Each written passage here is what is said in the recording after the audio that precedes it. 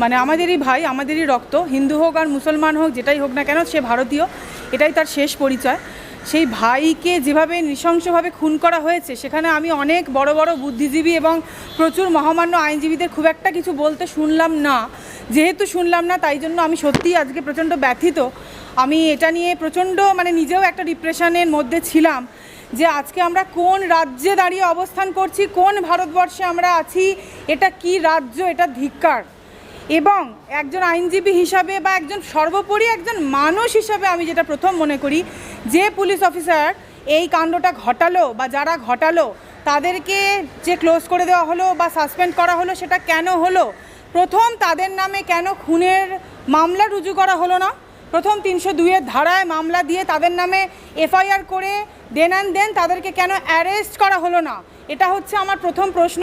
এই নিয়ে মুখ খুলতে আমি অনেক যে অনেক ইম্পর্টেন্ট ঘটনার মধ্যে এই ঘটনাটা নিয়ে আমি কেন কাউকে মুখ খুলতে দেখলাম না, সেটা আমাকে প্রচণ্ড যন্ত্রণা দিচ্ছে একজন মানুষ হিসাবে, একজন এই ভারতবর্ষের নারী হিসাবে। এবং দ্বিতীয়ত অবশ্যই আইনের এরা থেকে যদি আমরা দেখি, ডেফিনেটলি যে ঘটনা ঘটেছে, একটা 20-22 বছরের একটা তরতাজা যুবক, যার স্ত্রী সেই মুহূর্তে সন্তান সম্ভবা ছিলেন 3.5 মাসের, এবং বর্তমানে সেই স্ত্রীর ওপর দিয়ে কি যেতে পারে সেই পরিবারটার ওপর দিয়ে। এবং আমরা কেন বলছি যে এটা একটা অভিযোগ?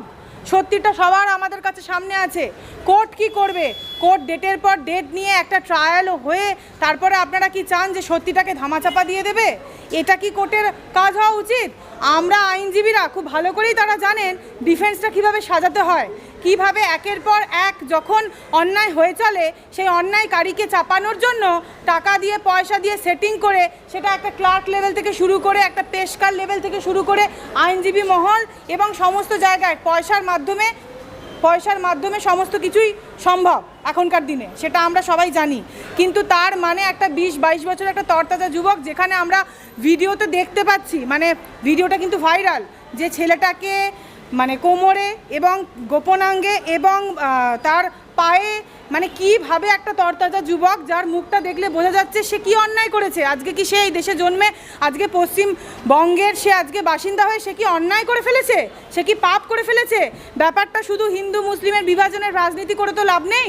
আমাদের এটা বুঝতে হবে যে আমরা যেই রাজনীতি করি না কেন, আমরা বিরোধী পক্ষের রাজনীতি করি, আমরা নির্দল করি, আমরা রুলিং পার্টির রাজনীতি করি, যেটাই করি না কেন, ভারতবর্ষের নাগরিক হিসাবে, এই দেশের এবং এই রাজ্যের বাসিন্দা হিসেবে আমাদের যে মৌলিক অধিকার আছে, সেই মৌলিক অধিকার যাতে কোনোভাবে খর্ব না হয় সেটা আমাদেরকে দেখতে হবে।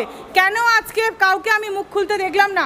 কেন কি ছেলেটি আইএসএফ করে বলে? ছেলেটি যথেষ্ট হতে পারে, তার পলিটিক্যাল আইডেন্টিটি যাই হোক, সেটা আমি নির্বিশেষে রেখে বলছি। আমি তো নিজে একজন বিজেপি কর্মী, আমি তো বিজেপি করি, তার মানে কি আমি মুখ খুলবো না? আমার কোনো মুসলিম ভাইকে যদি আজকে গায়ে হাত তোলে, আমার কোনো মুসলিম ভাই সে যদি বিরোধী রাজনীতি করে, তার গায়ে যদি আজকে আঁচড় পড়ে, সে যদি আজকে মারা যায়, তরতাজা ফুলের মতন একটা ছেলে, সেখানে আমরা মুখ খুলবো না?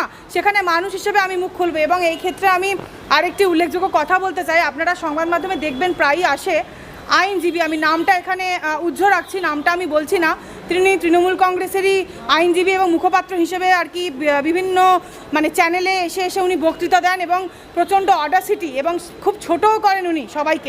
ওনার অ্যাটিটিউড এতটা খারাপ, আমাকে একদিন হোয়াটসঅ্যাপ চ্যাটে কথা হচ্ছিল, এই মুহূর্তে দাঁড়িয়েও আমি সেটা খুলে আপনাদেরকে দেখাতে পারি, চ্যাটটা। সেখানে কিন্তু আমাকে যে কোনো কিছু নিয়ে বোধহয় কনভারসেশন হচ্ছিল, তখন আমি বলি যে সত্যি আমার মনটা সত্যি খুব খারাপ ছিল, বলতে পারবো না, শুধু তো রাজনীতি করার জন্য আমরা সবটা করি না। আজকে অন্তত আমি আপনাদের সামনে কোনো রাজনৈতিক মঞ্চে দাঁড়িয়ে নেই, একজন মানুষ হিসেবেই আমার যন্ত্রণাটা আমি আপনাদের কাছে প্রকাশ করছি, এর বাইরে কিছু নয়। তো আমি জাস্ট হোয়াটসঅ্যাপ চ্যাটে বলছিলাম যে সত্যি ঢোলা থানায় একটা 20 বছরের ছেলে মারা গেল, এরপরে সত্যি আর মাথা ঠান্ডা রাখা যাচ্ছে না, মন মেজাজ খুবই খারাপ। এই কথাটা বলার জন্য সে আমাকে ইনসাল্ট করছে। সেই ছেলে, সে আমার কলেজের জুনিয়র, যদিও সে বিরোধী রুলিং পার্টির সে রাজনীতি করে। কেন? সে নিজে একজন মুসলিম, সর্বোপরি বলে রাখি, সে নিজে কিন্তু একজন মুসলিম, আমি কিন্তু একজন হিন্দু, আমি একজন বিজেপি কর্মী হিসেবে আপনাদেরকে বলছি, আজকে যদি আমার মুসলিম ভাই মার খায়, আমি কিন্তু দাঁড়াবোই, অবশ্যই দাঁড়াবো, কারণ সে আমার ভারতবাসী, আমার কাছে সেটাই শেষ কথা।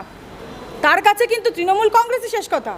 সে যেহেতু তৃণমূল কংগ্রেসের, আমি জানি না মানে ঢাকার জন্য কেন সে নিজেও একজন আইনজীবী, সে নিজেও টেলিভিশনে দিনের পর দিন এসে বক্তৃতা রাখে নিজের কেরিয়ারের উন্নতি করার জন্য।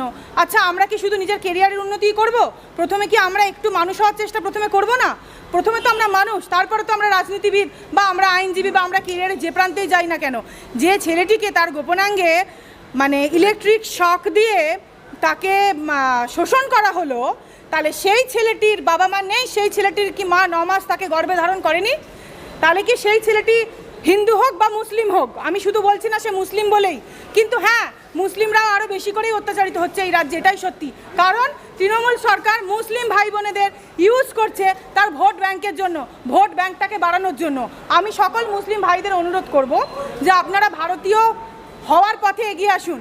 আপনারা শুধু শুধু এই যে আপনাদের মাথায় পট্টি পরিয়ে, চোখে পট্টি পরিয়ে, ঘোল ঢেলে আপনাদেরকে যে মিথ্যাটা বোঝাচ্ছে তৃণমূল সরকার যে আমরা তোমাদের ফরে, আমরা তোমাদেরকে বাঁচাচ্ছি, এটা কিন্তু ভুল কথা, এটা পুরোপুরি মিথ্যা কথা। এই সত্যি কথাটা বলার ক্ষমতা নেই।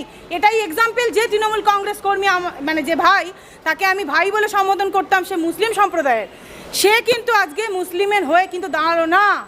তাকে কিন্তু আমি কোনো মিডিয়া বাইট দিতে দেখলাম না। আজকে আবার সে হয়তো শুনে সেটা দিতে পারে, তার মনে হতে পারে, কিন্তু তার মধ্যে মনুষ্যত্ব, আরে রক্ত কি আজকে হিন্দু মুসলিমের কিছু আছে রক্ত? আজকে আমার যদি রক্ত লাগে, আমার মুসলিম ভাইয়ের রক্তটা কি আমি নেব না? আমি যে মুহূর্তে মারা যাবো, আমার ফ্যামিলির মেম্বার কি সেই মুসলিম ভাইয়ের রক্তটা কি নেবে না? এই বিভাজন, এটাও কিন্তু আপনারা কিন্তু কখনোই এটা ভাববেন না যে আমাদের ভারতীয় জনতা পার্টি শুধু মুসলিম হিন্দু বিভাজন করছে। মেন মুসলিম হিন্দু বিভাজন করছে তৃণমূল কংগ্রেস। তার কারণ তারা মুসলিম ভোটটাকে কিনছে। ভারতীয় জনতা পার্টি যেটা করছে সেটা ভারতীয় হিসাবে